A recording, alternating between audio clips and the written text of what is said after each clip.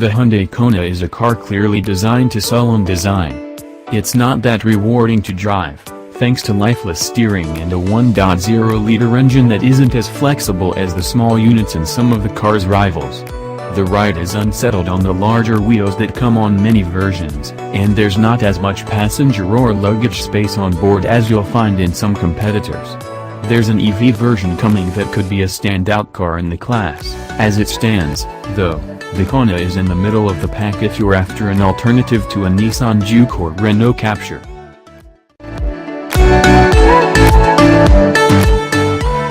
The 1.0 engine has just about enough grunt for most everyday situations, although you'll need to keep an eye on the rev counter if you're about to attempt overtaking.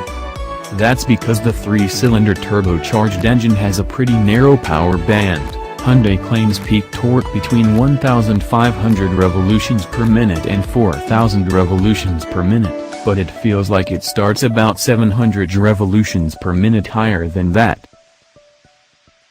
The Kona certainly errs towards the rugged end of the baby SUV market. It has slim, aggressive-looking headlights, complex body surfacing with plenty of creases, and swaths of black plastic around the wheel arches to give it at least the look of something that could go off-road. There is a basic flat paint scheme, but the vast majority of buyers will pay the extra to go for one of the metallic or metallic pearl finishes. Hyundai is dividing the colors into two groups: neutral, which includes white and silver, and vivid, which brings a strong red and blue, plus a lime green shade that's called acid yellow. The vivid shades also come with the contrast roof color. The entry-level version of the Kona gets 16-in alloy wheels, while SE models step this up to 17 inches.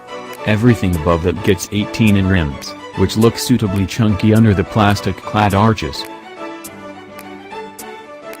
The entry-level Kona S-Trim gets an infotainment system so basic that we haven't even been allowed anywhere near it yet. It's a monochrome LCD display-based setup, although it does at least include DAB and Bluetooth.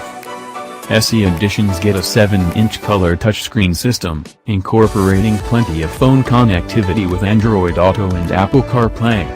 The system is slick enough and the processing power behind it is quick to respond to inputs. The Kona is a nominal 5-seat, of course, but it's still fundamentally a super mini-sized cabin, and you should factor that in if you regularly need to carry 4 adults. There's plenty of space up front for 6-footers, but those in the back seats may complain about a shortage of leg and knee room on longer journeys. The Kona's boot is no better than average in a class that's fast developing to offer genuine small family cars.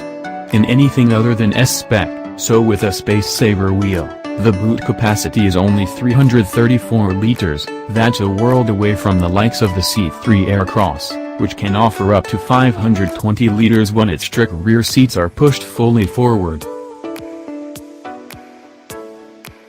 The Kona is 4,165 mm long, 1,800 mm wide, 2,070 including mirrors, and up to 1,568 mm high, depending on which wheel size you opt for. By comparison, the firm's i20 Super Mini is about 13 cm shorter and 6 cm narrower. The Kona is a centimeter longer than the C3 Aircross, as well as being a little wider. But it's slower, even when fitted with 18-in wheels. The Kona comes with a choice of engines, although in truth, the vast majority of customers will end up in the more modest of the pair. It's a turbocharged 1.0-liter 3-cylinder motor, producing 118 bhp and 175 Nm of torque. On the whole, this engine is punchy enough for a car like the Kona. But in practice, we find its power band a little narrow, and it's quick to punish you with sluggish progress if you allow the revs to dip much below 2,000 revolutions per minute.